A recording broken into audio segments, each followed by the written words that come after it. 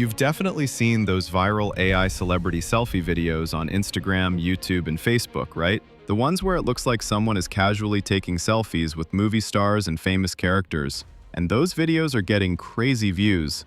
So I decided to break it down properly. I created a complete workflow for you, and in this video, I'm going to show you exactly how to create these videos step by step, easily.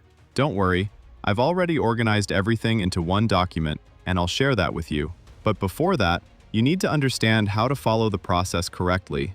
The workflow is simple. First, we create the images. Then, we use frame to video to turn those images into smooth, realistic videos. Let's start with creating the images. First, go to ChatGPT. Copy my prompt from the document and paste it there. Now, just enter your movie name or series name and hit enter. ChatGPT will generate a perfect text-to-image prompt for you. Simply copy that prompt. Now go to Google Gemini. Paste the prompt, upload a clear face image, this is very important for realism, and hit generate. You'll get realistic selfie-style images with your movie characters.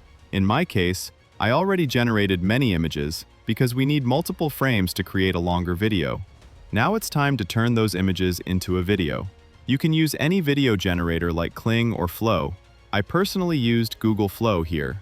I've already generated multiple clips using the frame to video feature. Just select frame to video, and from the settings, choose portrait mode.